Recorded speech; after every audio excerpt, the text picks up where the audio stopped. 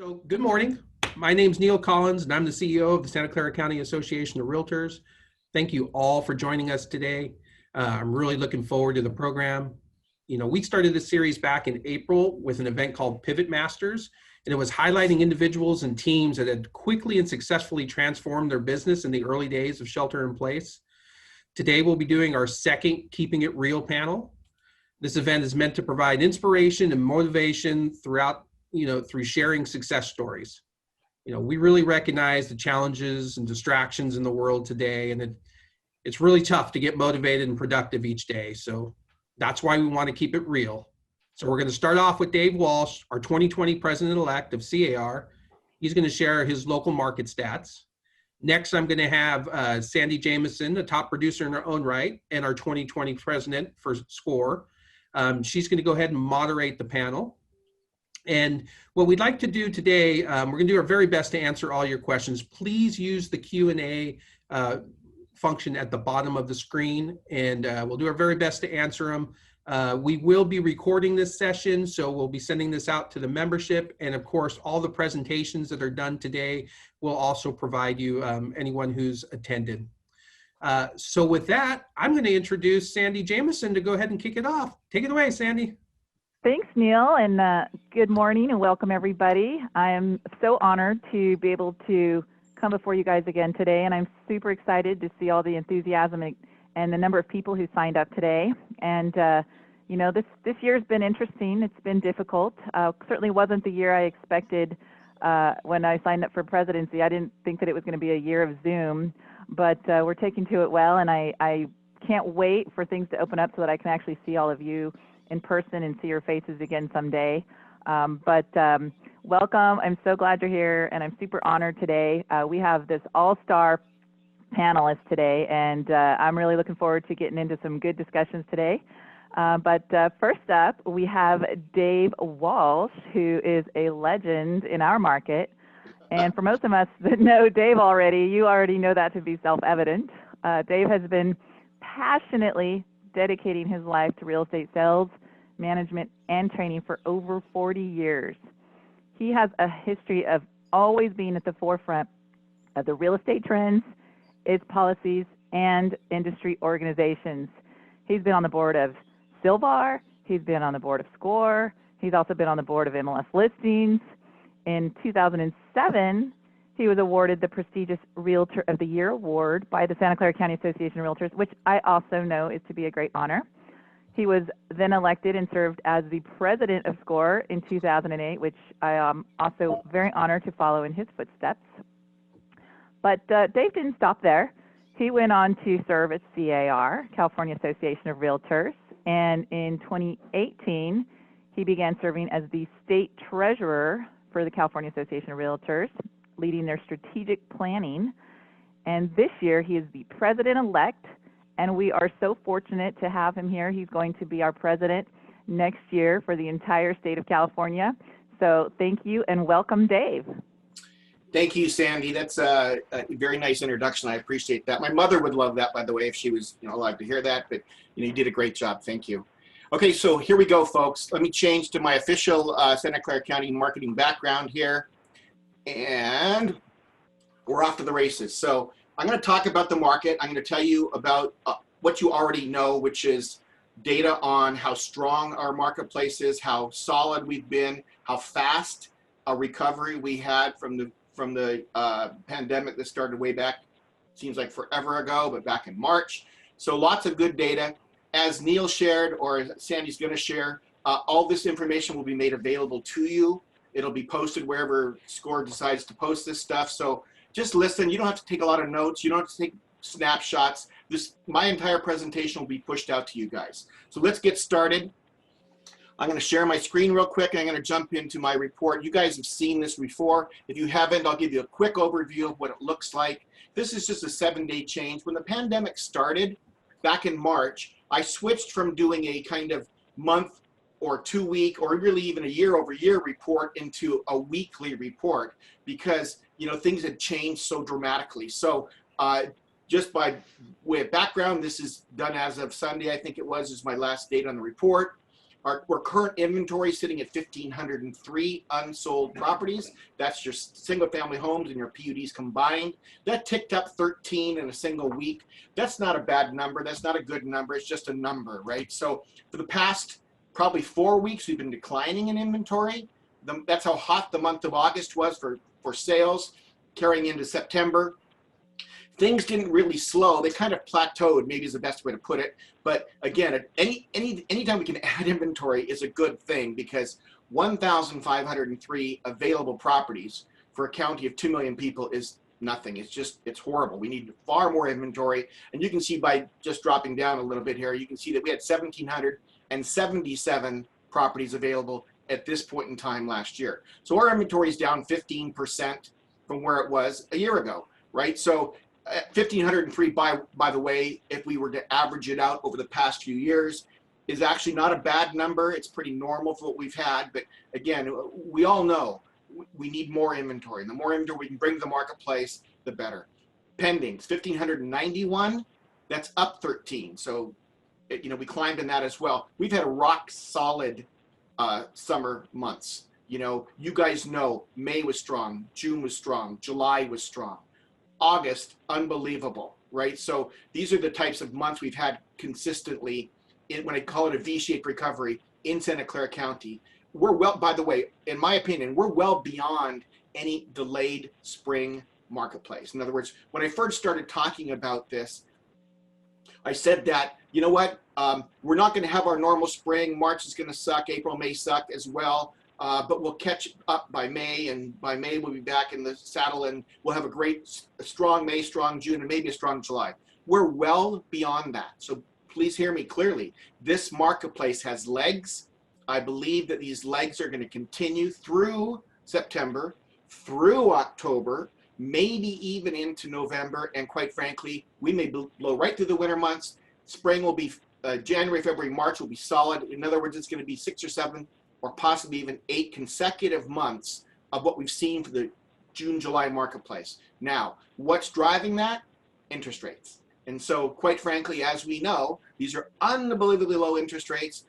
Find your favorite affiliate lender and they will confirm all that data with you. But I'm not going to jump into that. Let's go back down. Look at pendings exactly 1 year ago, 1,094.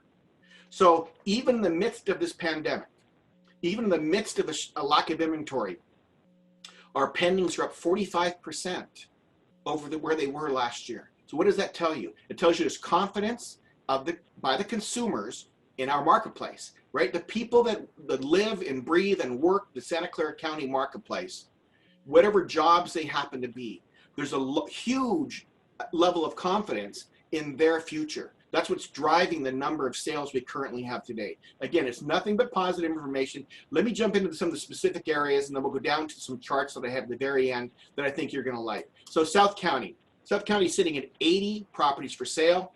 This time last year, roughly 200. So you can see there's a huge demand. There's been a huge demand. South County has been red hot for really, quite frankly, since the pandemic started. So we know that if you've had listings down there, or if you tried to present offers on properties in South County, the entire market's just been incredible.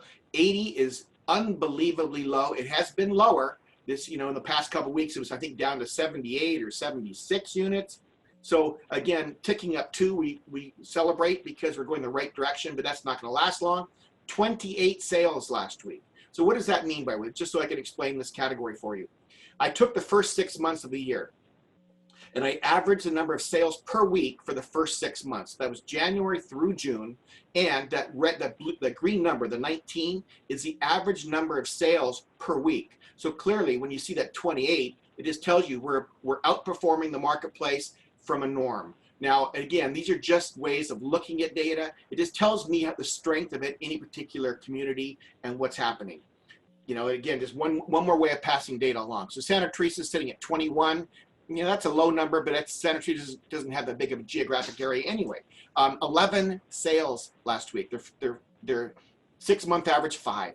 Evergreen, 26 properties. I just can't tell you how low that is for Evergreen. That we should be in the 60s in the Evergreen marketplace. Evergreen, by the way, is a huge geographic area of rooftops. Lots of properties that exist in the Evergreen MLS area.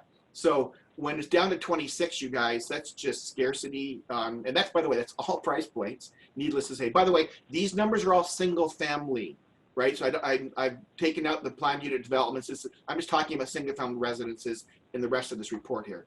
Okay, so 26 houses, right? That's all price points. Think about how expensive the Silver Creek Country Club is and how inexpensive some of the other communities are. 26 properties.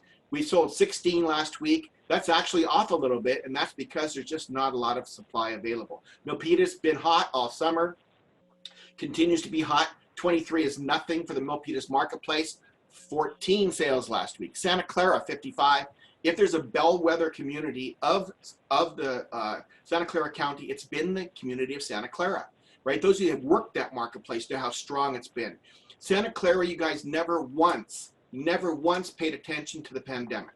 It did not have a single reaction to that. The marketplace pushed through, huge demand ever since, actually since the beginning of the year.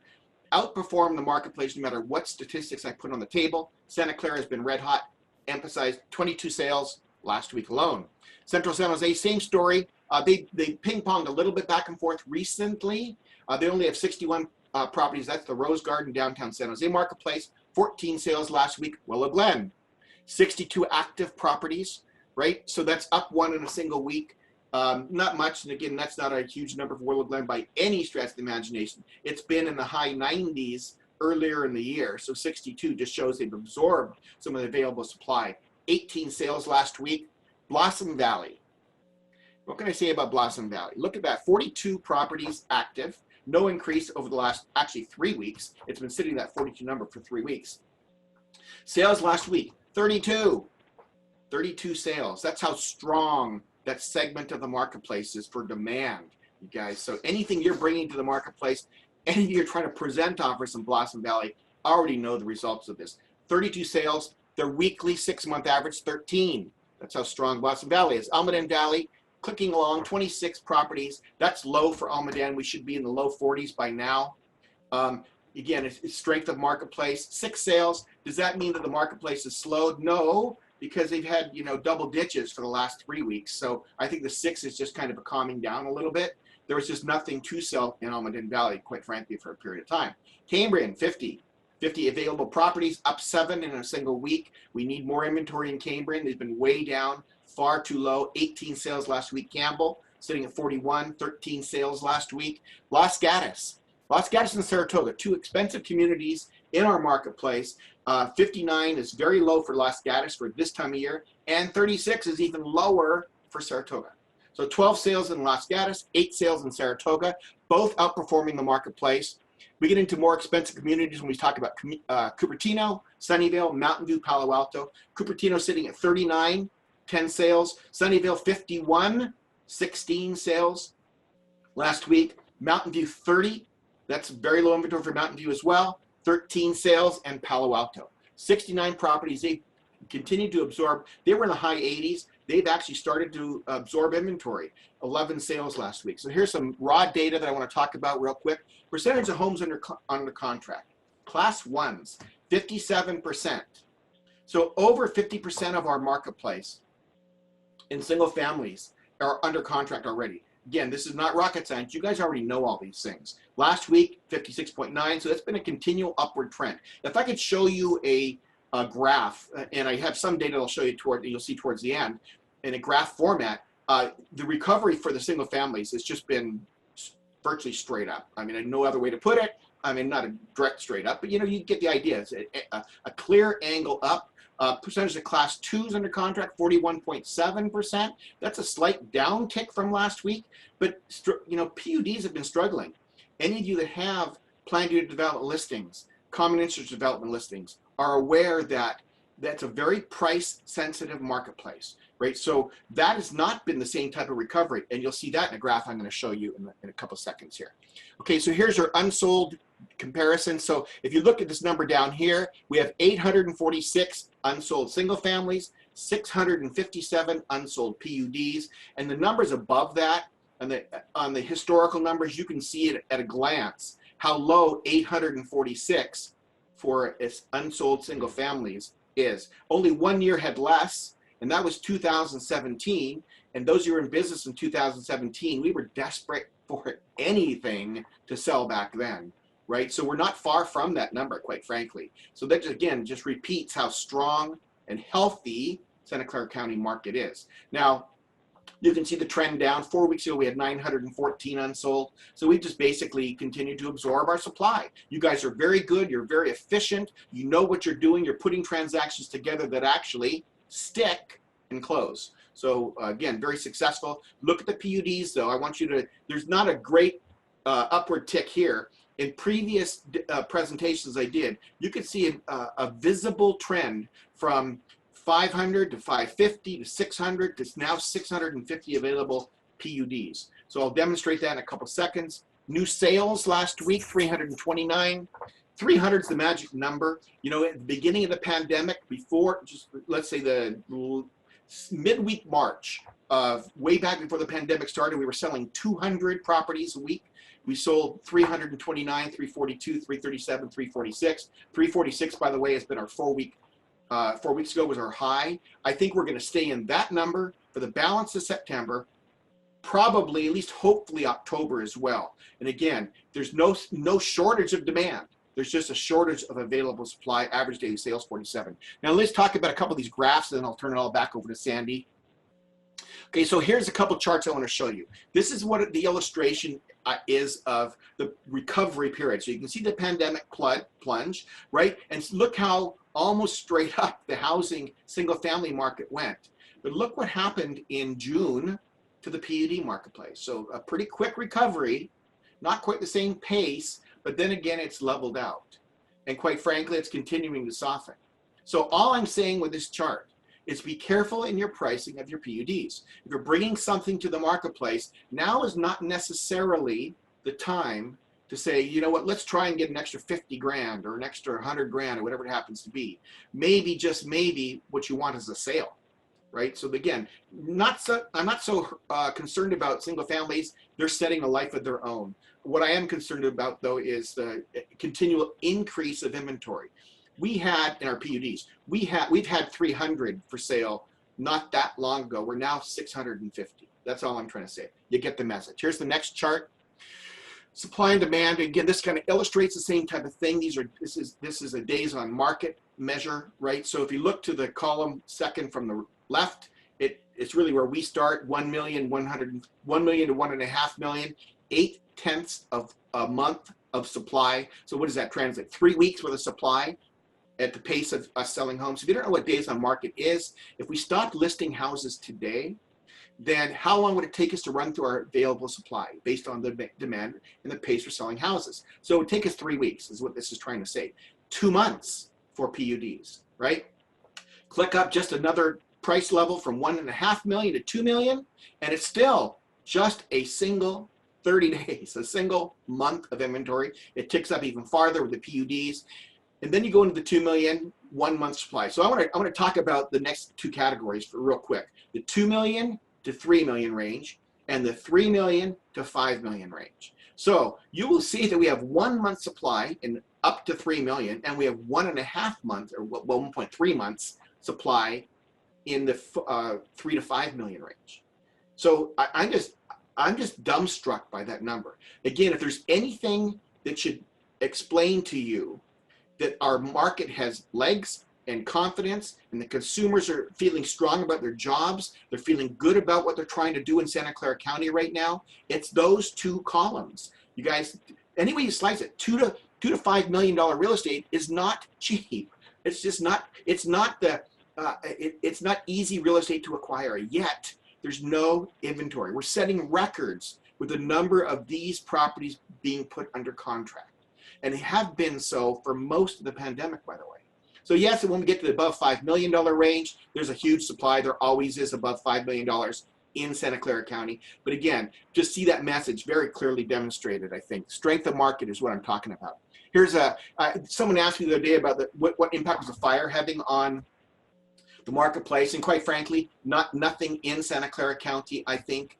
really. You'd see that there was a slight downtick as people got concerned about what was going on. But the real impact, of course, were the counties that had the real fire activity: Santa Cruz County, Sonoma County, Monterey County, and Napa County. All four of those counties had dropped in their sales.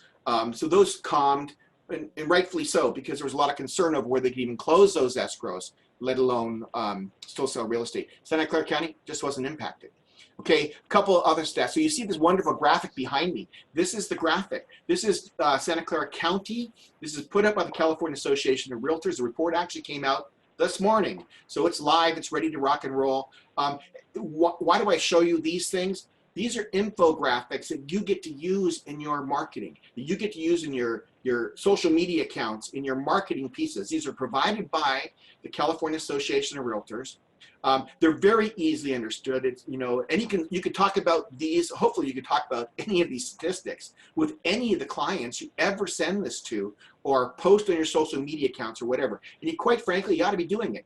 Did I say it's free? It's free. Okay, so here's Campbell real quick, just as by the way, you can pull up any city in Santa Clara County. Actually, you can pull up any city in the state. The actual information is put together for the realtors. Gives you every county and every city in the state. It does not break down by MLS areas. So for example, when I get to the San Jose stat, you're going to see that San Jose is a big city, right? 1.2 million people, however our population is, and all those geographic zones are not broken out, right? It's only broken out by cities, right? So, but again, you can still use it. If you market to Campbell, then put this together. This ought to be in all your marketing pieces. It ought to be in your, this is better than sending them out, whatever else you send them out. They love seeing this things. It comes out monthly. It'll brand you as a very knowledgeable realtor. You think I'm smart? I'm not smart. I know how to find out the data. That's all. Okay, so here's Morgan Hill. I only brought up Morgan Hill because I wanted to show you just how red hot it's been. Active listings down 56%. Home sales up 34%. These are year-over-year comparisons, by the way. Median sales price up 15.2% in South County. Yikes! Days on market down to 12. 12 days on market in South County. List price is 100.3%. And percentage of active listings price reduction is 35%. So again, then here's the big San Jose report. So this is a big San Jose area, geographic area. Yes, our active listings, I already told you, are down 40.6%, and our home sales are off roughly 5.3%. By the way, I think that's probably a number that's worth talking about. We may end up right at par with number of homes we closed last year, but quite frankly, I think we're going to be just under that. So this 5.3%, which is kind of talking about the number of sales in the city of San Jose, is probably going to translate into the number of closed sales that are going to be less than we did last year. Median sales price 1.25%. Now, where do I find all these wonderful reports? Here's your website. Remember this, bookmark this, keep this available to you. Like I said, you can pull up any county in the state, you can pull up any city in those counties. Every one of our cities in Santa Clara County are available for you. It's produced by CAR. You have to be a realtor to access it. Again, when you're many member benefits, but please use these things. Make yourself look really smart. And Sandy, that is your market update. Thank you, Dave. I appreciate that. That was awesome. If you could do us all a favor, and if you can copy that link into the chat so that we can click on it, that would be super helpful. I want to go check it out myself, in fact. One question did come in while you were talking about the stats, and that was a question about what does PUD stand for. So it's a planned unit development. Yeah, which is a townhouse like property. Development, right. Yep. So before we move on to the panelists, I just want to ask if the audience has any questions for Dave. We've got a couple of minutes with Dave here. If so, feel free to put your question in the Q&A box or into the chat, and we'll try to answer those. I'm not seeing any yet, but Dave, I really appreciate it. You did such a good job, as always. Answer their questions, and we'll be getting these slides out to everybody later today who attended. So we really appreciate that. Thank you, Dave. You're very welcome. Thank you. All right, so let's jump into our panel discussion. So let's introduce our panelists. Are they all there? Waiting for Dave. All right. There they are. Great. Well, I'm super excited today to introduce these great folks. So let me start off with Jennifer. Jennifer has been a high-performing real estate professional who's not only an experienced realtor, but she's also a loan officer, a skilled negotiator, and a real estate paralegal. She has quite the qualifications. For over 20 years, she's been bridging the gap between Silicon Valley and the Monterey Peninsula. And what sets Jennifer apart is her ability to listen to her clients' needs, to use her in-depth knowledge of real estate market to negotiate the best deal to exceed her clients' expectations. With more than 2 decades of experience in real estate, title, escrow, and foreclosures, she knows exactly what it takes to buy and sell a home. And this is one of the reasons why she has been an award-winning realtor since 2000. And when she is not hard at work for her clients, you can find her attending conferences, running long-distance events, or mountain biking in many of the amazing locations of the Redwood Shores. So welcome, Jennifer. We're so glad to have you. Thank you. Thank you. Appreciate that. All right. Next up, we have Dave Clark. Dave has been living and working in Silicon Valley for over 30 years. During this time, he has built one of the most successful teams of realtors with over 2,000 homes sold and $1 billion worth of real estate. That's quite an accomplishment. As a longtime resident, Dave's firsthand knowledge and expertise of the community aids in successfully preparing a home to receive maximum offers and achieving top dollar. If you want someone in tune with the market, it's Dave. His number one goal is to make his clients happy, and his team's priority is to deliver 5-star service every time to every client. Dave Clark, with his partner in crime, Troy Bambino, are consistently knocking it out of the park year after year. And during his free time, Dave enjoys traveling with his wife, Beth, playing golf, and enjoying all that the Bay Area has to offer.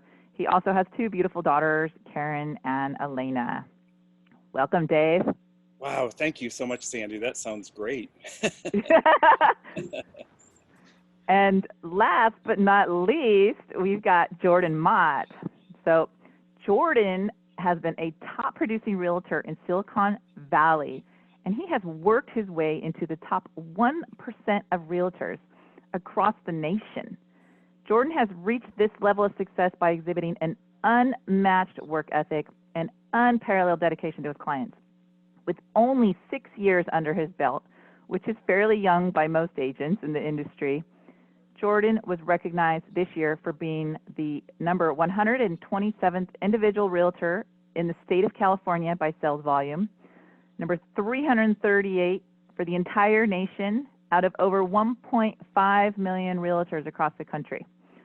Jordan was also recognized by the National Association of Realtors Top 30 Under 30, which is a huge honor. And among that group, Jordan had the highest sales volume of them all. And last year, in 2019 alone, Jordan successfully closed over $68 million of real estate sales on his own without a large team like the rest of us. Jordan has definitely come out on the scene as a force to be reckoned with. I love seeing his success, and I can't wait to watch to see what's next for Jordan. So welcome, Jordan. Thank you, Sandy. It's a pleasure to be here. Awesome. Well, I'm so honored to be able to moderate this panel with all of you today, and I appreciate your time. We've got a great audience here, and of course, I've got lots of questions for you. So why don't we get started? So let's talk a little bit about 2020, all right? All of you probably had some goals, like I did, heading into 2020, and things happened in early spring, which sort of threw the year off, kind of threw it askew with this pandemic. So let's start with you, Jennifer. Talk to me about what did your goals look like in 2020, and how is the year shaping up based on those goals? Are you meeting those goals, or did you have to make some revisions and kind of change it up a little bit after the market changed and the forces that are against us? Talk to us about that. Well, we have more than double our goals so far. So each year we start off with a plan, right? So 2020, we started off with a plan. And I think Mike Tyson said it best, everyone has a plan until they get punched in the mouth. And we definitely got punched in the mouth with this pandemic, and everything changed. So we are constantly adjusting and evolving, and our goals are forever changing, doing with what's going on. The everyday Silicon Valley household, dynamics has changed. It's no longer a home that you go home to, have a quick dinner, wash your kids, and go to bed. The home has now become your gym, your restaurant, your office. It has become everything to you. It's your bar, it's your meeting place. So we definitely pivoted and adjusted our goals to fulfill the needs of people looking for properties that would fit those needs. And so you said your volume has doubled compared to your original expectations? It has doubled. Wow. Yeah. That's phenomenal. Yeah. All right. What about you, Dave? Talk to me. What kind of goals did you set for yourself this year, and how's it looking? Well, I want to talk to Jennifer and found out how she's doubling her goals. That's amazing. That's good.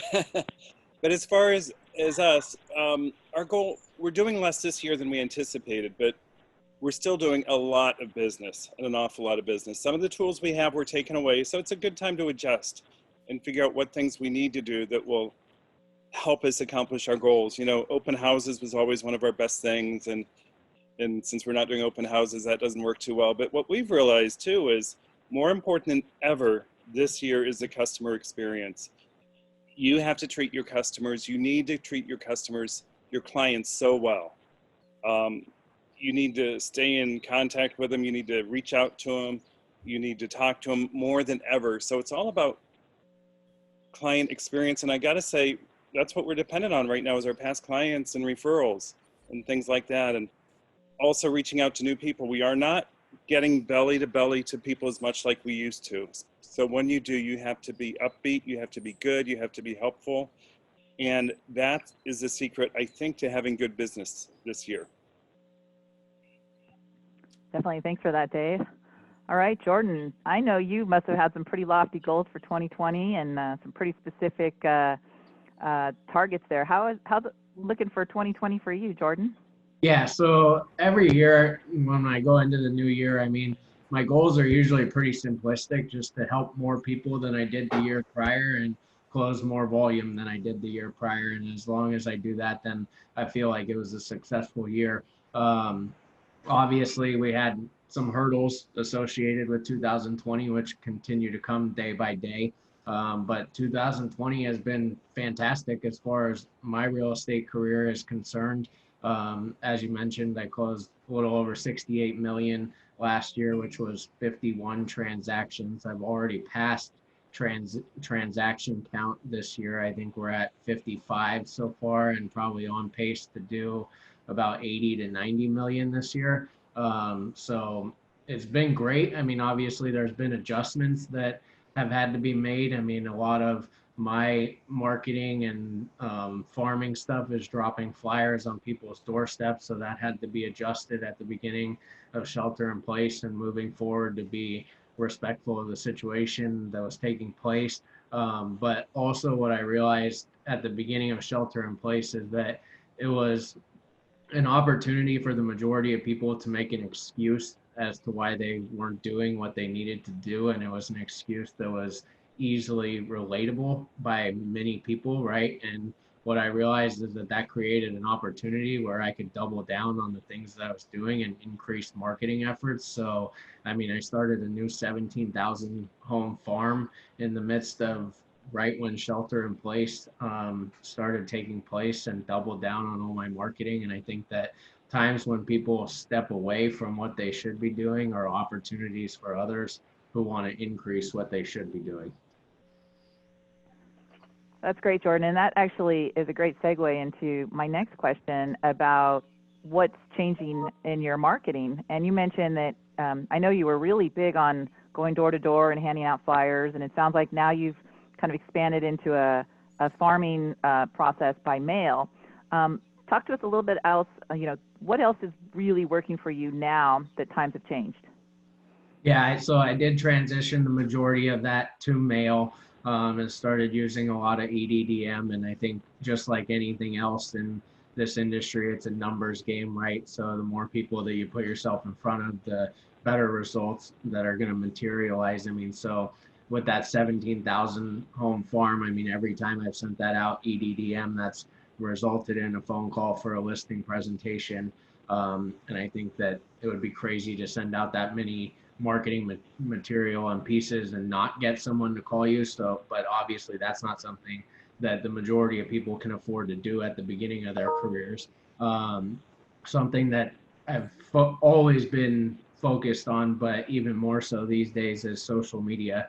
I think that staying in front of your friends, family, colleagues, anyone that you're connected to on Facebook or LinkedIn or Instagram, I mean, that's a great way for you to continually put yourself in front of all of those people. And I mean, some people would say that I'm overly aggressive on those platforms, but I mean, there's not a day that goes by that people that I'm not connected with on there don't see my name and the success that I'm having in the industry. So, I mean, the more you keep yourself in front of all those people, the more likely they are to think of you when they know of someone that needs your help or they personally need your help. And I mean, you always want to be top of mind. So I think videos, social media, all of that stuff, even more so these days, is more important than it was in the past.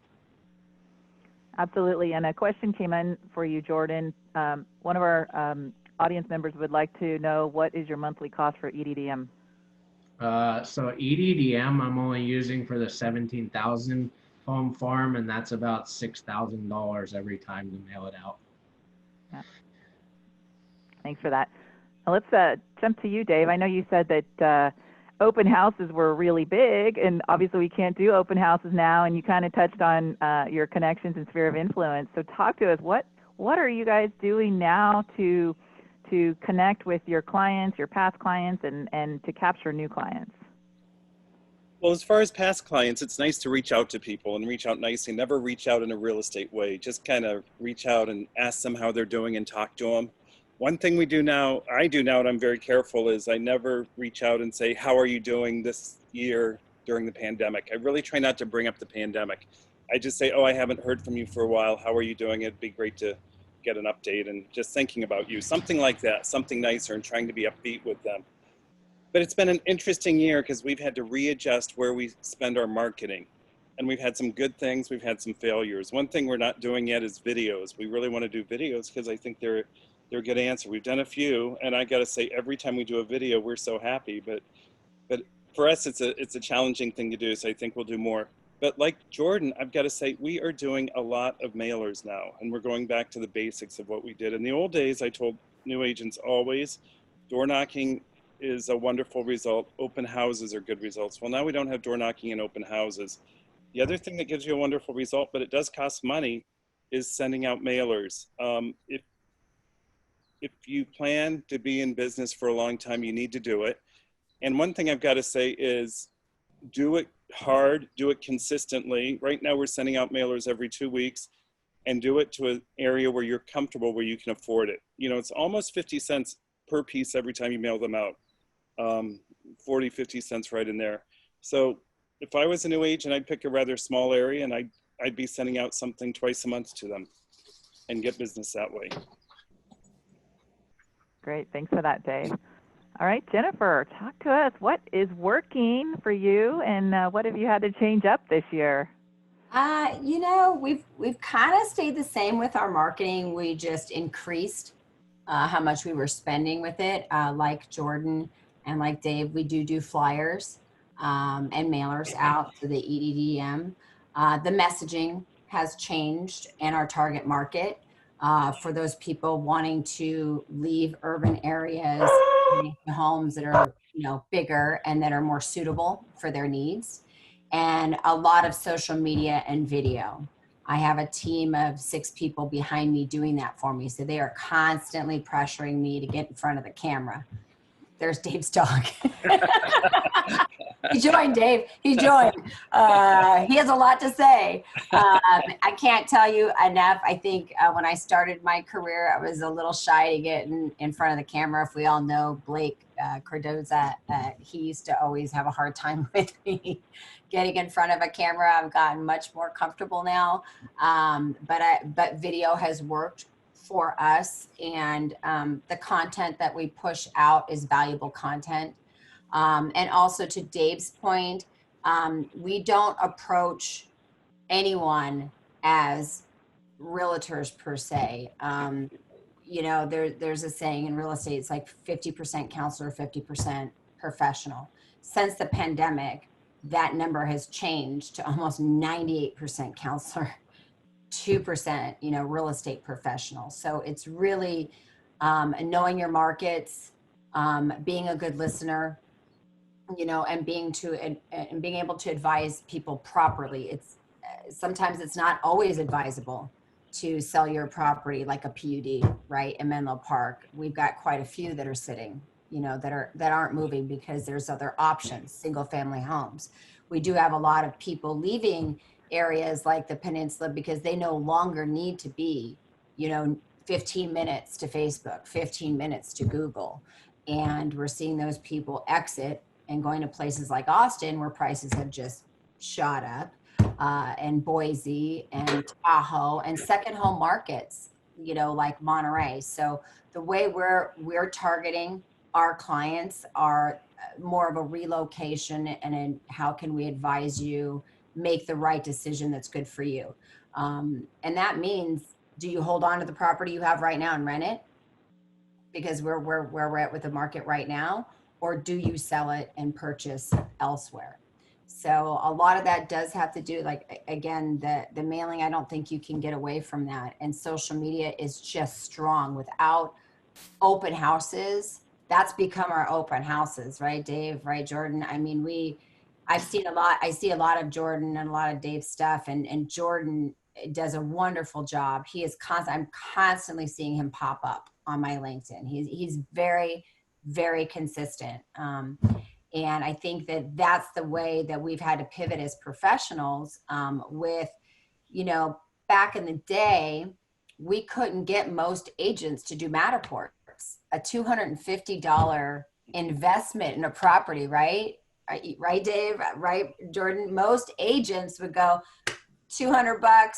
I'm going to do, you know, 25 videos, slap it on the MLS, and it's just going to sell. And, you know, maybe a year and a half ago, 2 years ago, when the market was hot, okay, sure. But I think what a lot of us share on this panel is that my belief is that everything that I put out there is a commercial for myself. I want to do the best I can do for my client.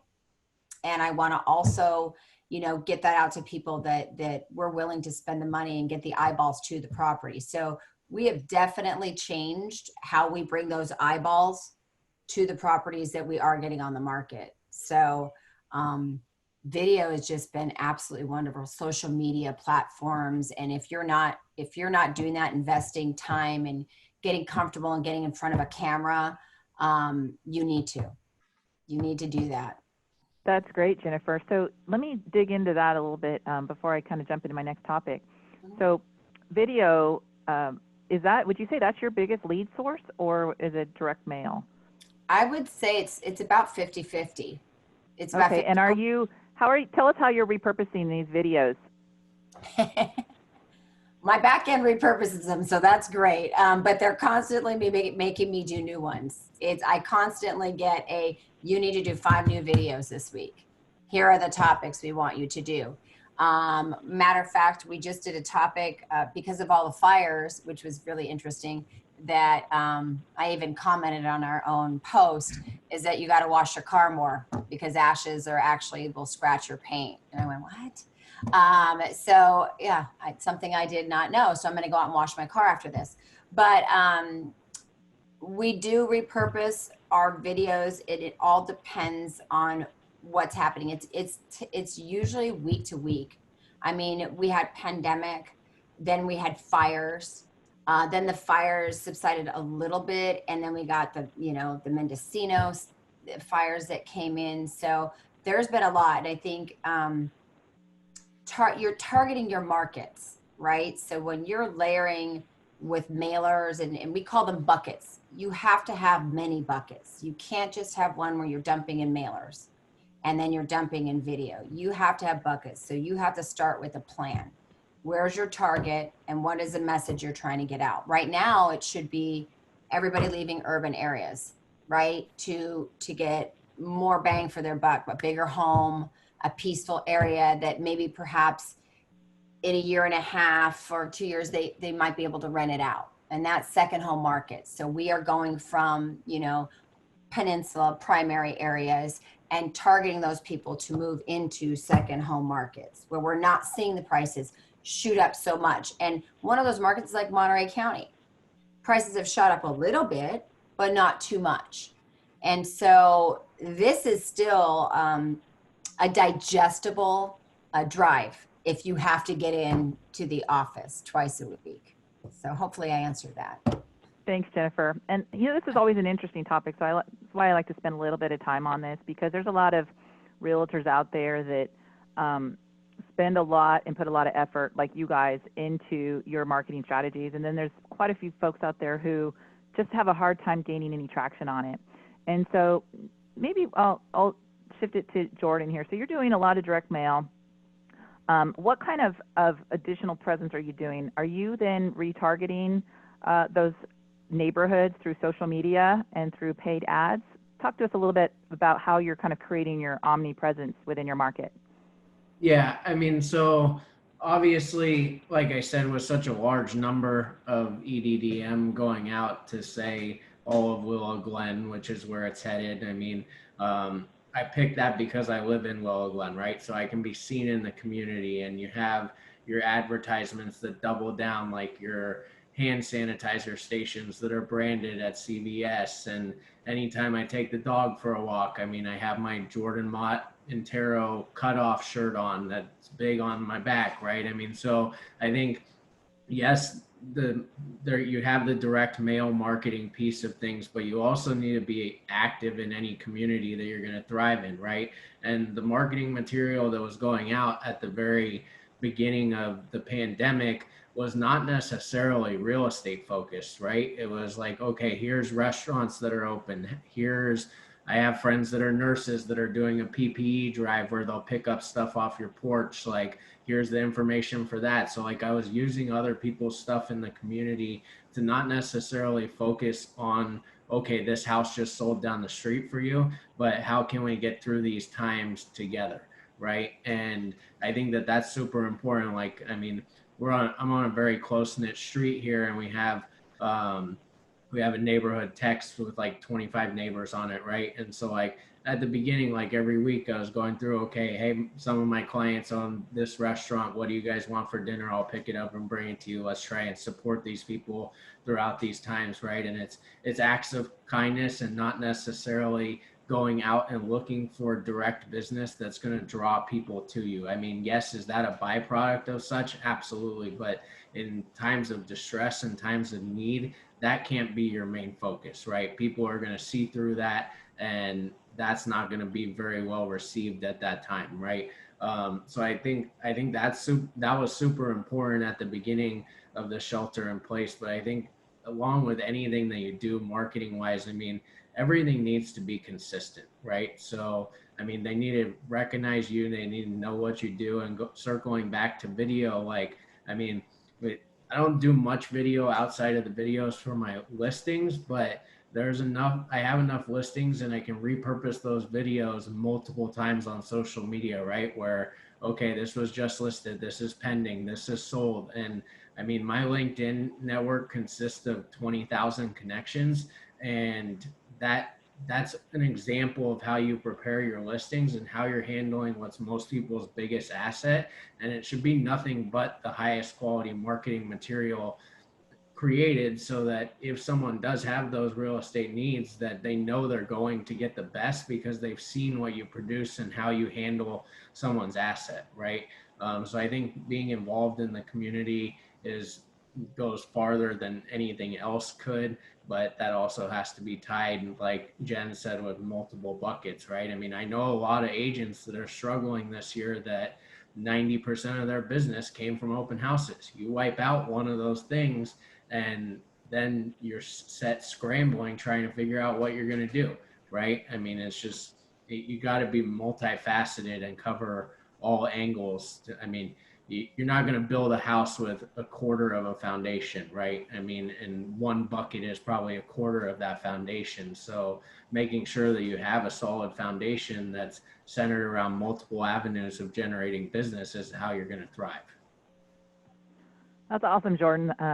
Those are some really good examples of how to engage with the community during times like now when you can't go out and have those open houses. So yeah, that's inspiring. Thank you for that. Yep. Let's turn the direction to trends. I'm going to start with Dave here. So Jennifer already touched on people leaving the area. So talk to me about your types of sellers that you're seeing. What are their demographics? You know, what's a typical profile of a seller, and what is their motivation for wanting to sell right now? Well, I've got to say it's changed a lot. In the old days, honestly, people were retired, or it would be a family sale or something like that, or moving up to a larger house. But all at once, everybody's moving out of choice. People are leaving the area. They have the option to go somewhere else now. And so it's interesting. So they're thinking, maybe I'll sell my house, maybe not. It's not something where they need to do it like the old days. So now it's kind of a sale by choice. So that adds a whole new dimension to it too. They're wondering, is it a good time? Is it a bad time? If it's a good time, you want to tell them it's a good time. If it's a bad time, you want to be honest about it too. There's, you know, not always should you want people to sell something if they maybe should wait a few years or something. But with houses right now, just as we were saying, it's a great time that Dave pointed out to sell a house right now. Prices are good. The market's very good for single family residences. Those are good things to market to right now because they're selling right now. And they're going with multiple offers. And part of why the market's so good for all these things right now is money's cheap. Money's never been this cheap. You know, ever since they started keeping track of interest rates, it's the lowest now it's ever been. There's only one way for loans to go, interest rates to go, and it's up. So it's very hard to avoid this time for selling. And another thing I point out to everybody right now is if you haven't refinanced recently, you should be calling up your lender right now and refinancing, because it's not going to get better than this. So just trying to help people out. I'm not bringing food to anybody, Jordan, but I'm still trying to give them good ideas. Come on, I know you got chicken tenders, Dave. We're not bringing food to people either, but we have been doing some pro bono work. So Jennifer, you talked about a lot of people leaving the city center and kind of going out to the suburbs. So talk to us a little bit about the trend you're seeing, and then what have you done, or are you offering anything special to kind of help enable those sellers? So we have seen, because we straddle so many different counties, and I think you know that, and most of my panel associates know that, I straddle quite a few: San Mateo, Santa Clara, Monterey County. Anywhere I've lived, I was born and raised right outside of San Francisco, you know, so I've lived all over the place. And you know, what we're doing is helping people make solid decisions, because to rush out of an area like the Peninsula, Palo Alto, or Menlo Park because you've gotten the green light, you know, from Google or whatnot, that you can work out of your house to potentially, you know, to like, you know, July of 2021, may or may not be a good thing. And if you've got a large house and you can, you know, make use of that, that's great, right? But for those that got in to the $3 million PUD that, you know, was under 2,000 square feet for almost $3 million, so they could be close to home, with the executive that's running from bunk bed to closet to do a Zoom call. Those are the people that we are seeing that are going, I can get more bang for my buck. And a lot of those, I would say 75% of them are not leaving the state because they know that they want back in when they can come in, which I think is feasible. So they are definitely looking at areas you know, like Tri-Valley and Contra Costa and areas where I grew up, like Pleasanton and Danville, there you get more bang for your buck and there's more room. So the tensions in a household right now are super high. You know, you're a teacher now, you're wearing multiple hats. So you're running around. Normally I would have my pajamas and a nice shirt on for the Zoom meeting, but I actually put jeans on for you guys. But, you know, typically in the morning, you haven't showered yet, because if you've got kids that have to do online schooling, you are a teacher, you know, then you're also a real estate professional. You are the chef, you know, so I mean, you're doing everything out of your household. And if you leave, you're going to the grocery store, you're making a quick trip somewhere else. So the dynamics of the home environment and families have changed exponentially, you know. So how we help our clients is looking for that space that's going to help them without breaking the piggy bank and doing a lot of math. You know, we're driven by numbers, and I think everybody on this panel as well is driven by numbers. So we will sit down and look at a client and say, what is going to make sense for you? You know, if we put you over here, how much money does that give you? This gives you lots of room, you know. So, and the commute, like I said, if you have to go into the office, you know, twice a week, that commute from, you know, Pleasanton to Palo Alto, not so bad right now. Or Monterey County to Palo Alto, not so bad right now. When we get back to going into the office, if that happens, you know, full time, yeah, it becomes a challenge, right? So we're advising our clients, if picking in an area like a second home market like Monterey County, it could be a potential rental down the line, or they can keep the home as a second home. So it's all about numbers and what makes sense to them. And that's how we treat our clients. Each home sale and purchase is a project. And like Dave said, and Jordan, it's not just about buying and selling, it's about giving them the right advice. So when you have that executive that's running around from a bunk bed with stars all over the wall and pink background to an actual closet so she can get some quiet space, that may be time to get her into a different space, you know. So it's Thanks, just Jennifer. advising your clients properly. Thanks for that. So, Jordan, let me ask you. So Jennifer, sounds like 75% of her sellers are people looking to move out of the city center, maybe find a home somewhere still in the Bay Area, but kind of in the suburbs. Sounds like Dave has a lot of people leaving the Bay Area and leaving the state altogether. Jordan, tell us, what does your seller typically look like, and what types of, and along with that, what kind of messages are you putting out there to attract those people to you, and are you offering them anything special? As Jennifer mentioned, it's a project. And one of the things I always tell my sellers is, you know, selling a home is a process. It's not an event. It doesn't happen overnight. And they often need a lot of help and resources, and they have a lot of stuff, and they have a lot of challenges, and they need assistance, and they need solutions. So Jordan, talk to us a little bit about what kind of challenges you're seeing and what kind of sellers you have, and what those challenges are and how you solve them. Yeah, I mean, I think that if I think about it, the majority of my seller profile as of late has been a lot of non-owner occupied stuff where people own investment properties here. And that's probably partly due to the fact that I do a lot of non-owner occupied marketing as well.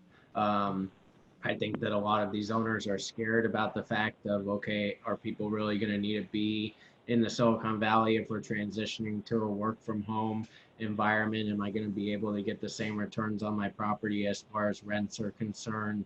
Are values going to continue to go up, or are we truly close to the top?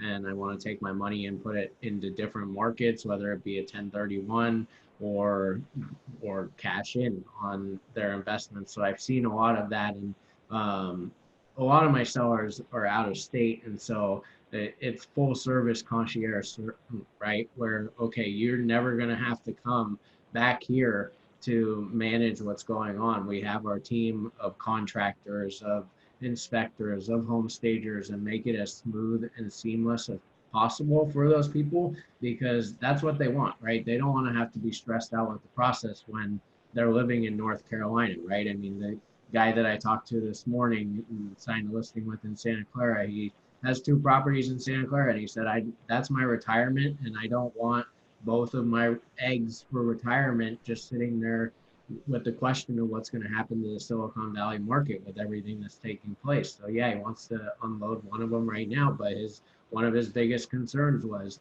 I mean, and as silly as it sounds, he's like, I have a pool in the backyard that needs to be filled, and I need an agent that can help me get that pool filled.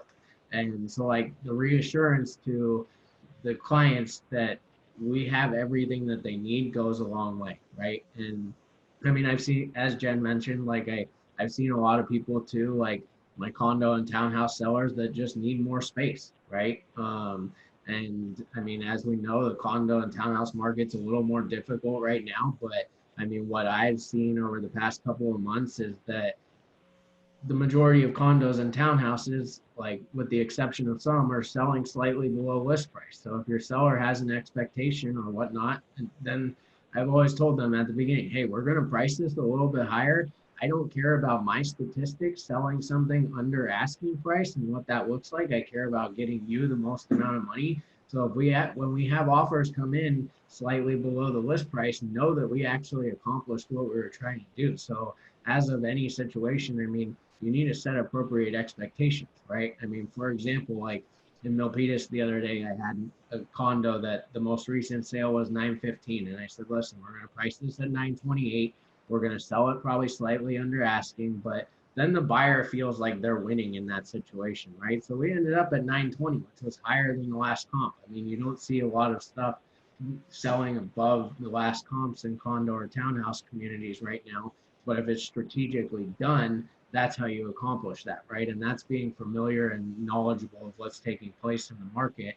And then with people that are moving out of state, I mean, I'm always very clear with them that, listen, if you haven't lived in this area before, or you don't know that you're going there for good, turn your house into a rental for right now and do it for a year. And then if you want to sell, I'm not going anywhere and I'm still going to be in the industry and I want to help you. But if you sell now, it's going to be very difficult to come back if that's what you decide that you want to do. And I think that reinstills confidence in the consumer that you truly have their best interest at heart, that you're not just trying to make a commission check, because you're giving them the advice that they need to accomplish what they're trying to accomplish. Thanks for that, Jordan. Yeah, that's a great angle. That's interesting. And you probably also have those sellers who are contacting you who have a tenant in place. And as you know, with this eviction moratorium in effect, that certainly makes it challenging to push a tenant out in order to sell. How have you handled that one? I mean, the majority of them that I've have had leases coming to an end. So it's not necessarily an eviction at that point. It's a tenant or termination of tenancy. So I haven't ran into any issues as far as that's concerned. I mean, I know that I have a seller in Cupertino that reached out to me at the beginning of the year, and obviously that eviction moratorium went into effect, so he's delayed things until the beginning of next year. But I mean, I think that it's important to note that termination of tenancy is different than an actual eviction. Thanks. So, Dave, it sounds like your seller profile is kind of similar to mine. I think 9 out of 10 of my sellers are leaving the state, and so I know that they face a lot of challenges, such as sometimes they'll say, I want to leave, but I don't know where to go. Or how do I make this all happen? I need to sell my house in order to buy, but I'm entrenched for 30 years and it hasn't been updated in 30 years. How do I get the most money for it? So talk to us. How do you solve that for them? That's a great question, and that's a big answer. And I think when you deal with people, there's a few things to set up. The first most important thing is you have to set their expectations to be realistic. There's always somebody down the street that says your house is worth $3 million when it's worth $1.5 million. So you got to talk to them and explain to them where the market is, what the price is, what's correct, what you can anticipate. You have to have facts and figures. You have to sound smart, like you know what you're doing. And all those figures Dave Walsh just showed us were really good, you know, and here's the average price. I sell lots in Sunnyvale. The average price in Sunnyvale, whatever it is, say what it is, but we'll try to get you so much more or something. So you got to sound smart, and you have to deal with their expectations. And you always kind of have to use the phrase, you know, I think you want me to be honest with you. I think you want to hear the truth from me, and that's my job, is to tell you the truth. And that one works pretty well. So then you have to set their expectations on whether or not they have realistic listing prices. and whether or not they'll get multiple offers, whether they'll sell over or under price. And then the next thing is to get top dollar, you have to make their house look nice. So I think we all have our entourage of people. We all have our painters, we all have this, we all have that. The nice thing is right now, people don't want to do too much fixing up like they do in some markets. But you know, we get landscapers out there, we get painters out there, we take care of every detail. Like Jordan was just saying, that was a great thing with the pool. If somebody has a pool, I just sold a house the other day with a pool in the backyard. We take a picture of the pool at least once a week to show them there's enough water in it. We take pictures and send it to them when they're out of state or out of the country of their grass to show them the grass is still green. And we're always taking pictures of their house to reassure them everything's okay and that we went by the house, we turned out the lights in the evening, and we locked it up and made sure everything was good. So we're always updating them during escrow and while it's on the market, saying how we're watching their house and making sure their house is in good shape and sending them pictures all the time. And then we take care of the details. This morning, I just got a phone call from somebody who's in escrow right now. And they said, oh, in our garage, we have a freezer and a refrigerator. Hopefully the buyer wants them. What should we do? We don't want to take them. And I just said, well, I'll find out if the buyer wants a refrigerator and freezer. If they don't want them, we'll have them removed. Does that sound like the best? So I'm hoping, you know, if the buyer wants it, that's great. If the buyer doesn't want them, I'm going to try to sell them and then give them a check for $50 or $100 after it, you know, after it closes escrow. So it's always taking things off their plate, making it as easy for them as you can and giving them a good experience. People right now, they're nervous about everything and they're worried about everything. And the stress level that people have right now is very high. And they just want someone to hold their hands and they want someone to take everything off their plate for them and to make it easy for them. And so now's a really good time to excel and give really good service. And I think they need us now more than they've ever needed us. And it's a great opportunity and it's kind of fun to feel needed. I like it. So taking care of people and listening to your clients and answering all their questions is a big thing right now. Absolutely. And I find too that many of them are elderly, over the age of 55. Hey. What are you saying? Hey, oh, sorry. Okay, over the age of 75, many of them, and they're not, or they're retired or almost retired, and they're no spring chicken anymore. And many of them, you know, have done a lot of things themselves in their lifetime, and so they always have this mentality of, well, I can do that. I can do that myself. And I often tell them, I say, look, I know you can do it, but can you do all of this in a timely manner and without hurting yourself? And don't let this process be the death of you, because you actually want to arrive on the other side in a healthy state so that you can still enjoy life. You don't want to strain your back or hurt yourself in the process. And I have seen sellers do that all too often. In fact, I have one coming up in Campbell, and he decided to tile his shower himself because he's a contractor. He's been a contractor, and he cut his hand. Next thing you know, now he has to have surgery, and the sale is delayed for 2 months until he recovers. So, you know, sometimes it's part emotional support and letting him know it's okay. Sometimes you just have to rely on the contractors and the professionals to get it done. It will happen faster, and it'll take a lot of stress off of you because they are definitely stressed out there. Yeah. So thank you for that. So let's talk a little bit about the buyers. Which one of you works a lot of buyers? A couple of you? Okay.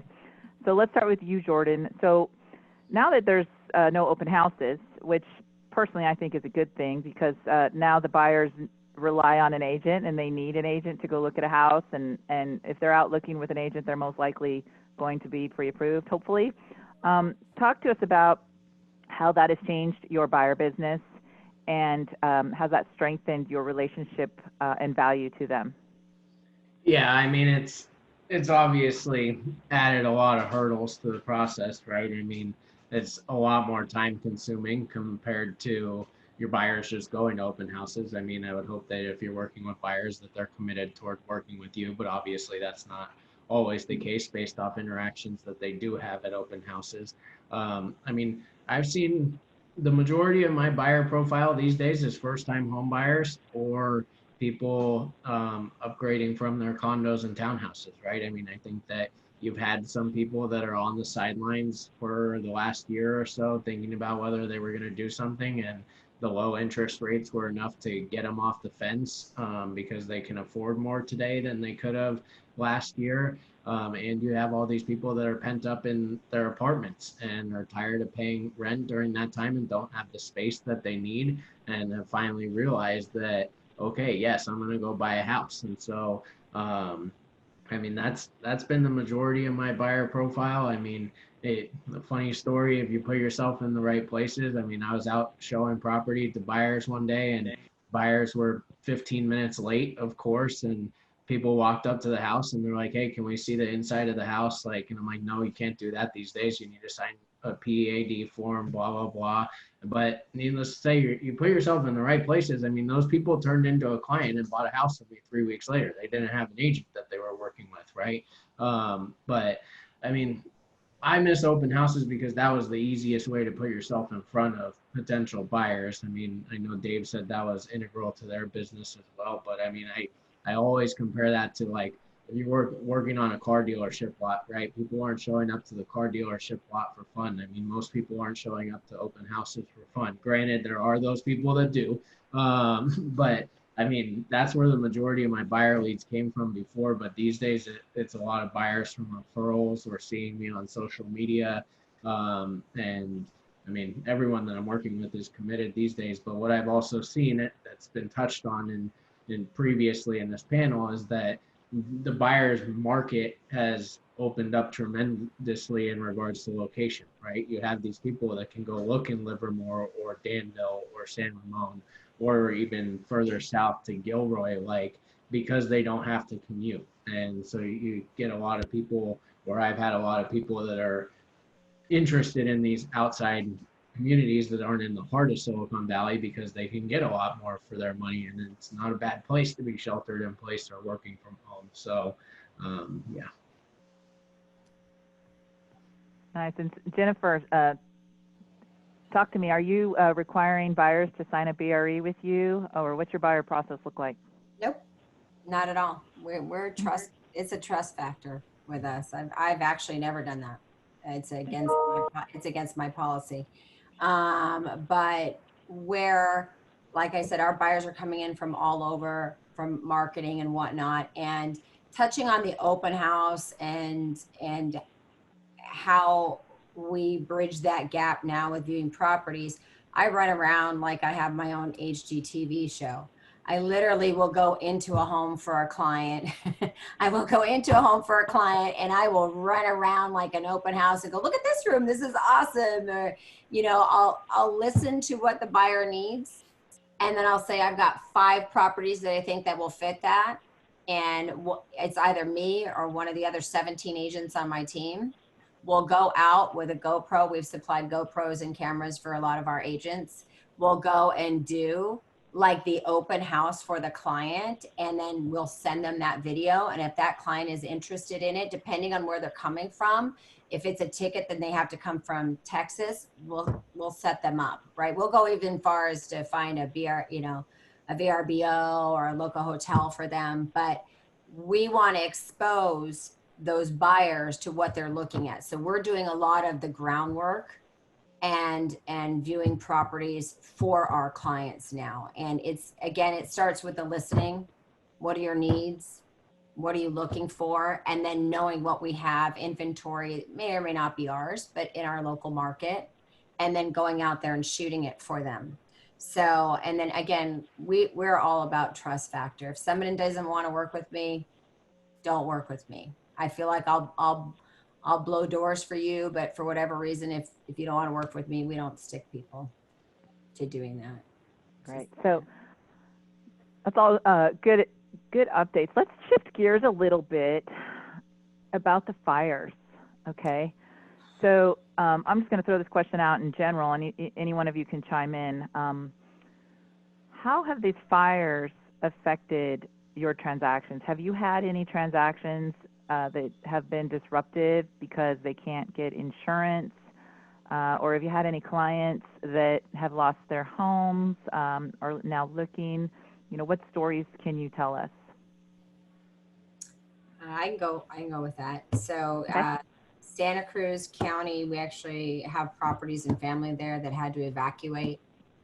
out of Scotts Valley, and we had a couple of properties pending in Scotts Valley and even in the Santa Cruz Mountains on the Los Gatos border when we were not allowed to get insurance. Thank goodness that's lifted. Things are moving forward, but it has delayed things, 30 plus days. We also own a home in Monterey County, and we were right in the middle of the two major fires where our home sits, and getting smoked in. Plus, we were getting the Scotts Valley, Santa Cruz mountain fires that were coming in. And Carmel Valley got hit pretty hard, and businesses were lost. Matter of fact, we have a client that owned Holly Farms. I don't know if any of you know that. Holly Farms is like a destination place for weddings and whatnot. And he lost $1 million right out of the gate when COVID hit. And then his wife got cancer. And so he came through one of our lead sources, and his story was so touching. He wanted to sell one of his last rental properties. He only has two. They're not very big properties. They're in Salinas, valued around $600,000, because he had over, 30 employees that no longer were getting paid. He wanted to sell the property and take 100% of the proceeds to give to his employees so they'd be able to have food on the table and stay local until they could figure it out. So our team went in and we got Compass to agree, and the lead source that gave us the lead to agree to no fees, no commission. So we've had to work as a community, like Jordan said, getting involved with your community, or Dave. We've had to stick together. We're all rowing in the same direction, and we have to take care of each other. And sometimes, commission's not the only driving force. We're in a business to help people. These fires have been just horrendous, and they've affected a lot of people. COVID has affected a lot of businesses. I mean, in Carmel Valley, there were a lot of places, breakfast places and everything, that literally, as the fire was raging, like just before it got too big, they opened up and just were giving out food to everybody before they had to shut their doors for no, they don't know when they were going to open up again. So what we've seen is a community come together, to really help each other. But it's been devastating. It's been devastating. Yeah, I think 2020 has been relentless in what it's doled out, and we're not done with it yet. We still have to get through the elections here. I can tell you personally that I know I have a client who we sold a house to him in Boulder Creek, and his house burned down while he was in Alaska, and he was not able to remove anything from the house because he was out of state when it happened. As he was heading back to California in his RV, somebody sideswiped him and ran him off the road, damaging his RV. And then a week later, he lost his cabin in the creek fire. So he's lost 2 properties this year. Double whammy for him. It's absolutely devastating. And then I think about Nelson. Many of you knew Tracy Lee. She worked for SCORE. She passed away on April 8th, actually same day my mother passed, and that was a sudden loss. Her fiance, Nelson, also lost his home in the fire recently, so he's had a double tragedy this year. And there's a lot of people out there, and I could go on and on and on with some stories right now of just a lot of tragedy this year. And I don't know about many of you, but I am really looking forward to getting a reset and looking forward to 2021 because this year has just been not a lot of success stories and just a lot of tragedy. So I would like to ask each of you to talk to me about what does the crystal ball have in store for you for 2021? What are you expecting the market to do, and where are you expecting to take your business to in 2021? And who would like to start? Dave. I can start. So this year was interesting. I got to say, in the springtime when everything first happened, we couldn't do staging, the stock market went way down. We were stymied. Our business just pretty much stopped for a while.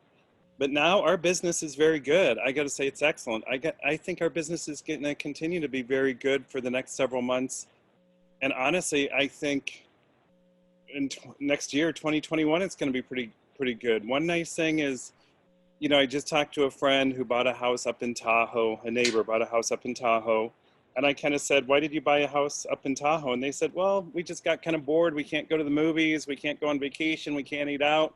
We didn't know what to do. So we bought a house. So I think people are going to start, our business will be pretty normal again next year. I think whatever happens with the election, they're going to keep the economy going. Nobody wants to have an economy that doesn't do well. So my heart goes out for the people, you know, the service people, the people that work in restaurants. They're going to have a hard time. And I think that market is going to be a while till it recovers. But we deal a lot with Google people, Apple people, and I think the market in Silicon Valley will be quite good next year. And I expect it to be strong. I expect it to be good. I think interest rates will stay fairly low. I think we're going to have a good year next year. And one thing I've got to say, and thank you so much for bringing this all up, I think we also realize how important it is to go back to basics. It's all about helping people. Real estate's not about selling houses. Our whole industry, our whole life should be about helping other people and trying to do good for other people. And we're pretty lucky. We do good for other people and we help other people. And sometimes we get a really big paycheck. So we're pretty lucky on that one. So, but it's all about helping other people and taking care of them. And I think next year is going to be a good year. That's great to hear. What about you, Jordan? What are you planning for? What are you expecting? Yeah, I mean, I think, as Dave said, I think all signs point to us probably having a strong, steady market again next year. I personally probably expect to see a couple weeks of pullback right before the election, as we saw in 2016, just because people are scared of what the result's going to be, what that's going to do to the economy right afterwards. But I mean, if we look back at 2016, there was maybe 3 weeks of pullback before and 3 weeks of pullback afterwards, and then it was strong and steady again right afterwards. So I mean, I think that that's a window of opportunity for potential buyers there in that very short time set. I mean, just to continue to grow my business, like I said, and help as many people as I possibly can. If I reach 80 million this year, probably my goal will be 100 million next year. And I mean, it's bigger than that, right? It doesn't all come down to numbers. I mean, it's making a positive impact on as many people's lives as you possibly can.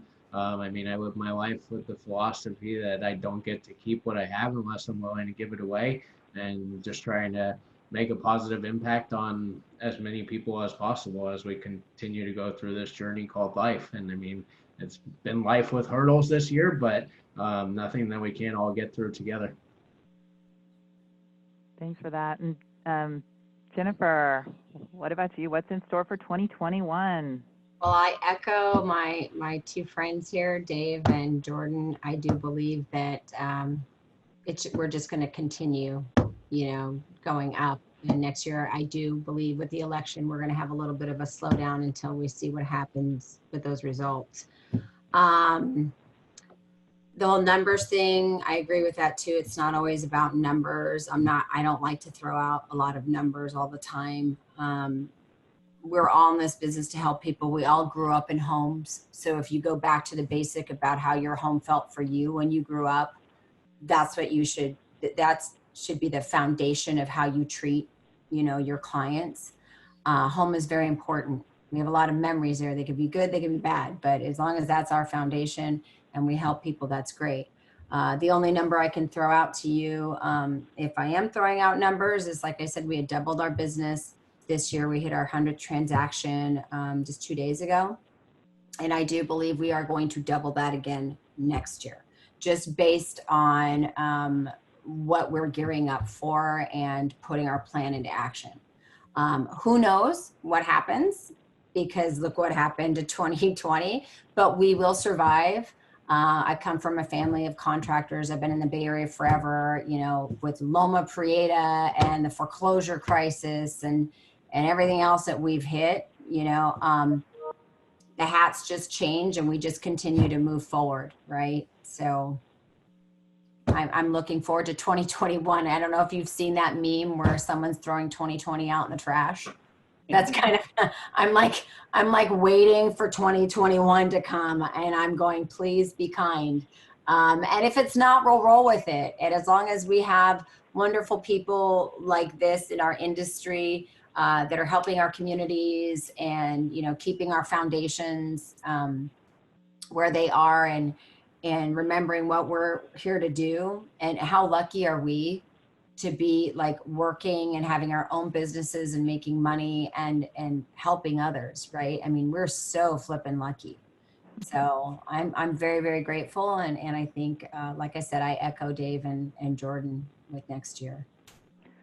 So I want to ask you about projects.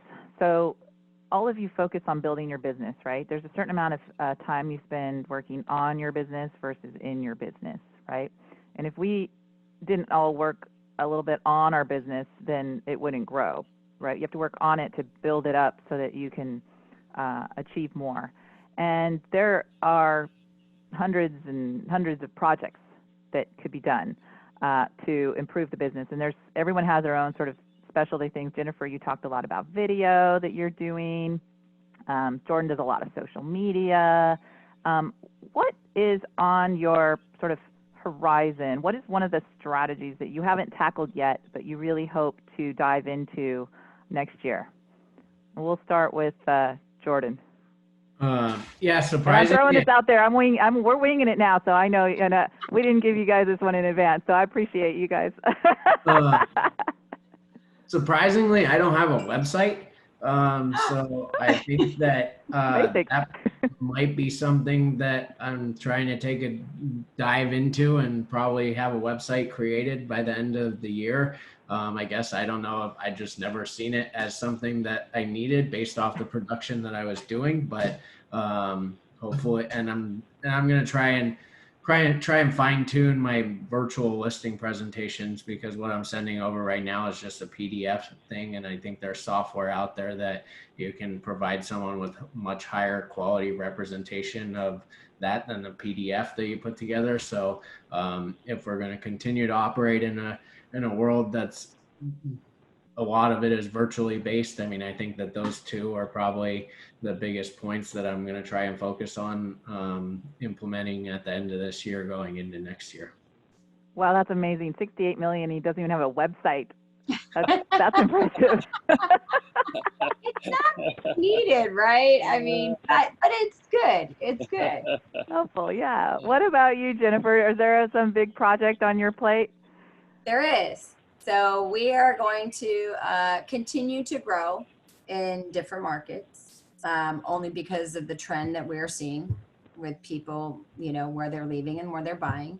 And then we are going to bump up and boost our presence with video. We're, you know, right now kind of refining a YouTube channel and so on and so forth, and driving traffic to that. We have a very drilled in plan with how we market. So we try not to color outside the lines, but we are forever changing. So we just plan on just keeping those going. The YouTube, we do have a website. Call me Jordan if you want some referrals.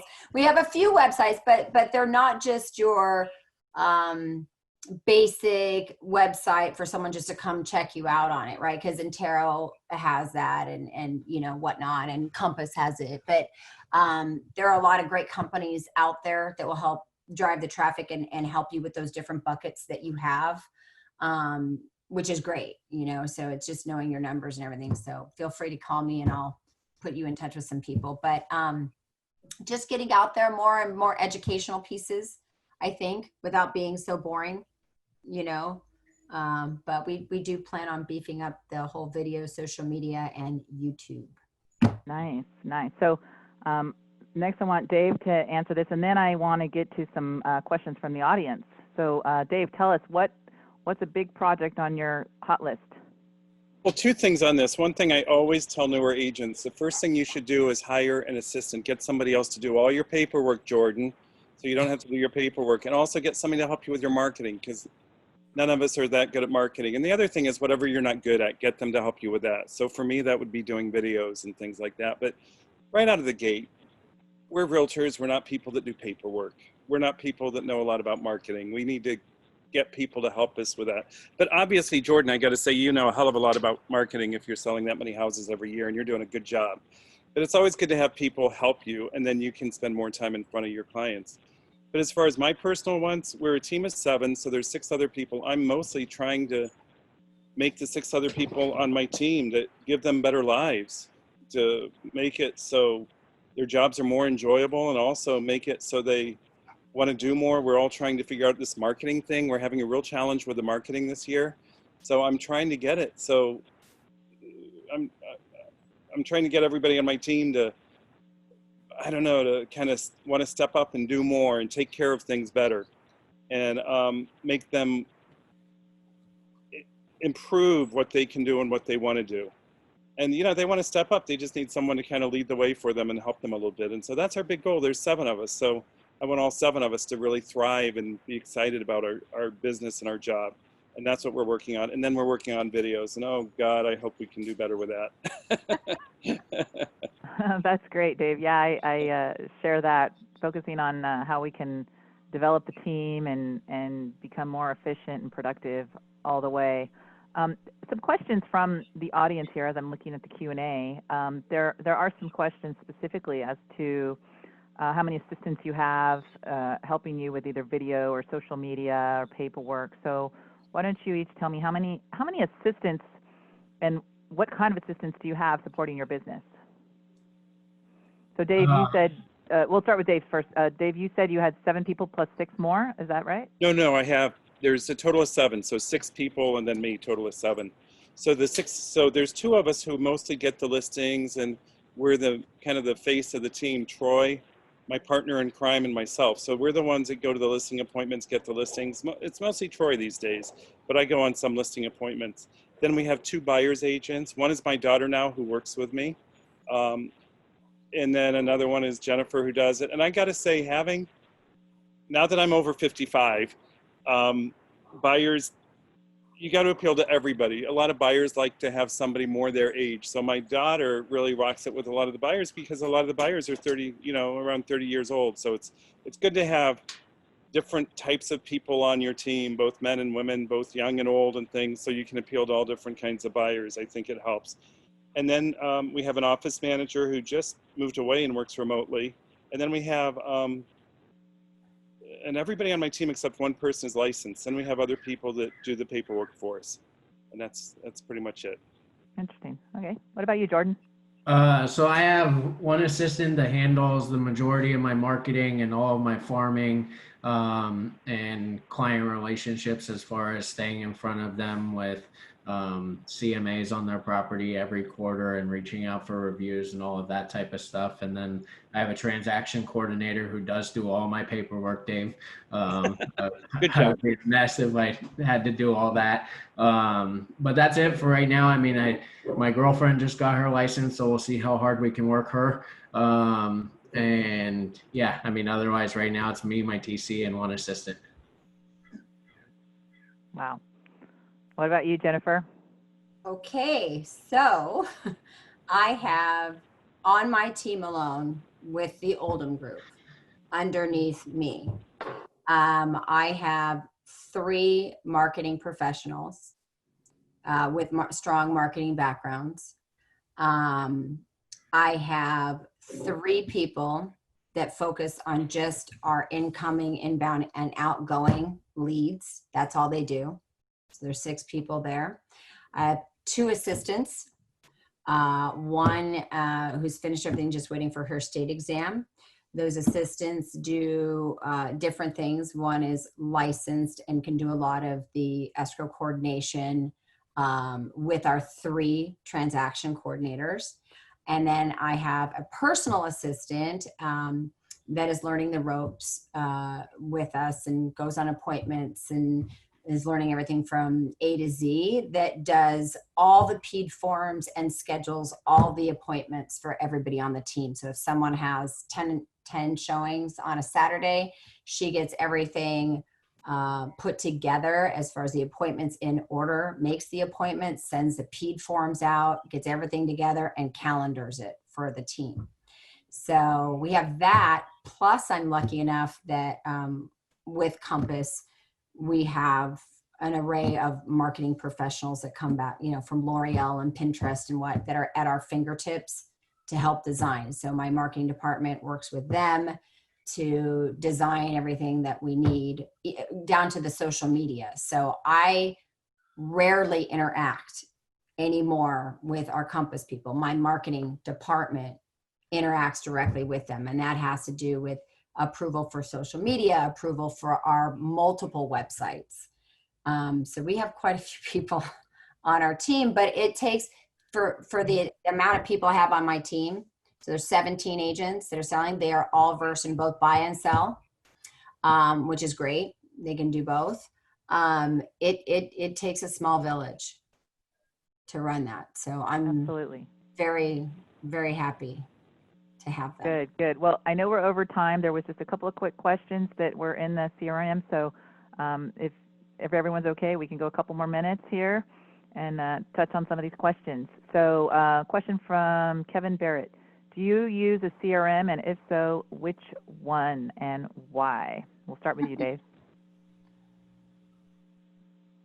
I should have said that on things we need to improve in 2021. Thank you, Kevin. We need a better CRM. We just do it old school right now, and we keep track of everybody in our own little database and do it that way. So thank you. I have something else to do as a project in 2021. I do want to throw in the interesting thing, listening to Jordan and Jennifer. This is interesting. And myself, we all have strong marketing plans. Everybody, you know, I became a realtor. I said, oh, this is great. I can't wait to help people buy houses. I can't wait till my friends have kids. I can't wait till they have, you know, they need to buy a house. Well, you really don't do that much. If you want to be a successful realtor, you want to be in this for years, you have to come up with a powerful marketing plan that works.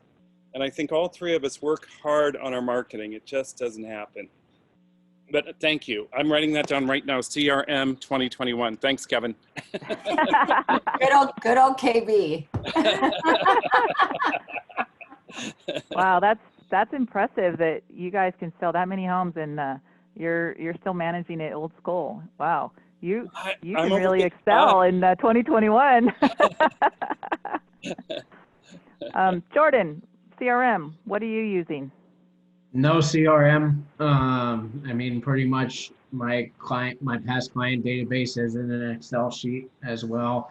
And so, I mean, that's pretty much how I keep track of it. I have an Excel sheet and workbook as well for everything that's active, coming soon, pending, and listing leads, and then buyers that I'm working with, and then obviously the past clients.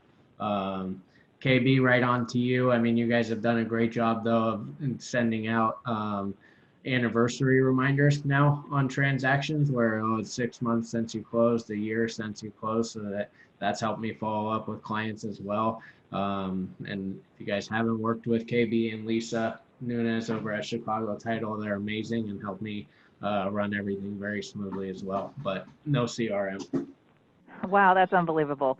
And that just goes to show you that you don't have to have those tools to be a huge success. But I know, Jennifer, you can't run a team of 17 without a system. So tell us, what are you running on? First of all, I'm in awe that Dave and Jordan can do the amount that they're doing without it. So that's hats off to you. There's no way I could run and see, you know, what my clients or what my agents are doing and help them perform and keep everything together. KB was my first boss when I was probably just almost 18 years old. So love KB and Lisa. We used to work together in escrow when I was in the escrow world. With CRMs, we've flipped a little bit. We use a combination of 2 CRMs. Sounds crazy, but we do. One of them is Compass's CRM, and one of them is Chime. Chime is very, very sophisticated. It is expensive. It's a little bit less than Boomtown, but we don't need for Boomtown. Chime is more specific for teams like ourselves, you know, where if you have more than 10 or 12 agents on a team, you want to be able to do that. What I like about the CRM is you can send out market reports, buyer snapshots, everything else from each individual lead. And that's where those 3 people on the back end are constantly monitoring that for us and letting us know, hey, so-and-so just looked at this property 3 times. You may want to reach out to them and have a discussion. So right now we're working, Andrew and I are very instrumental with Compass and helping making them, better, because we love the brokerage. I mean, we drank the Kool-Aid. We love them a lot. We also loved Intero. And we are helping them with their CRM to kind of mimic a little bit more of some of the bells and whistles that Chime has because of its capabilities. Chime's a great tool. Yeah, I'm familiar with it, so that's great. So Jordan and Dave could easily go check out Chime. There's a tip for you. Call me, I got you. Happy to have coffee and talk to you. Happy to. So there's a question here from an anonymous posting here, wanting to know if any of you would be willing to share any examples of your marketing, or are there perhaps maybe there's some things online that they can go check out, maybe a YouTube channel or a website or not, or any other types of presence that they can maybe go and see what kinds of marketing you're doing, and if so, where could you direct them to? Jennifer, let's start with you. Yeah, I'm huge. That means there's no secrets. I'm an open book. I'm very transparent, and as you can see by the teams that we build, we love to teach. So if the anonymous person wants to get a hold of me, you can either email me at Jennifer@Compass, or you can call me. I am happy to provide you with some information and tools, or perhaps connect you to my back end where you can learn a little bit more. It's all about the buckets. So you have to identify, where your strengths are, what your goals are, and then you have to put a plan together. I mean, I think we're all like business plan oriented. If you don't have a business plan, forget about anything else. So happy to have a call with you and kind of guide you down the right path of where you think you're going, and share some tools with you, share with what we do. Happy to do that. That's great. And Dave, what about you? Yeah, same thing. I'm happy to share everything. I will say the biggest help for new agents, the secret's in your marketing. If you can't market yourself because you're new, market your company. Whoever you work for, your company will have some amazing statistics to share, and that's a good thing to do. And then the other thing to use for marketing is holidays. Holidays are great. National Family Day is coming up, so we're going to try to do something with that. Be topical. Think about what's going on. We're sending out a mailer now on the back of it says, thank you to all the firemen right now. But then also, we've been stymied a little bit because things are different this year. On Mother's Day, we used to deliver boxes of See's candy to people that asked. We'd deliver over 100 boxes every year.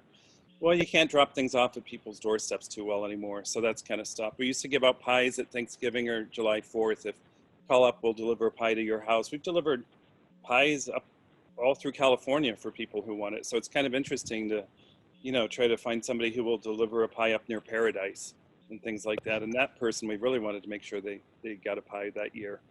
So give me a call. I'm happy to talk to anybody, but think a lot about the holidays in your company. And those are two good places to go in the beginning. And I got to say on marketing, I will give a few clues. Your marketing has to be different from everybody else. It has to be more creative than everybody else's. And you have to do it more than everybody else. Everybody and their dog sends out a mailer once a month. You can't send out once a month. You have to send out more often. And it's got to be better. It's got to be more interesting. It's got to look better and be more creative.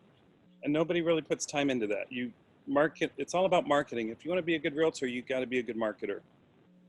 So true. Yeah. Yep. I Let agree your personality wholeheartedly. shine through. Let your personality shine through. Absolutely. And Jordan, I see you put a post here in the chat. Yeah, if anyone wants to see my social media presence, feel free to follow me on Instagram, which is @RealtorJordanMott, and connect with me on LinkedIn.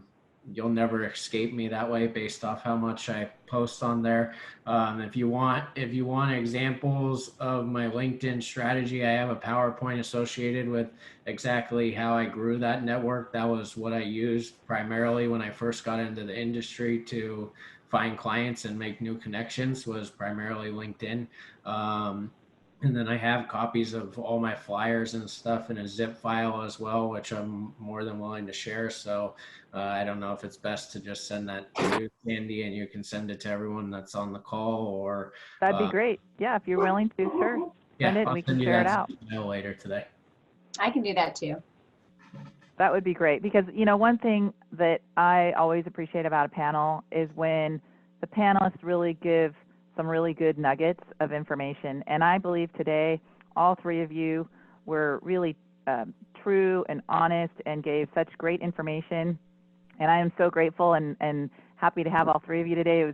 It was so exciting, but we're well over time, and so I'm going to have to wrap this up. But thank you again.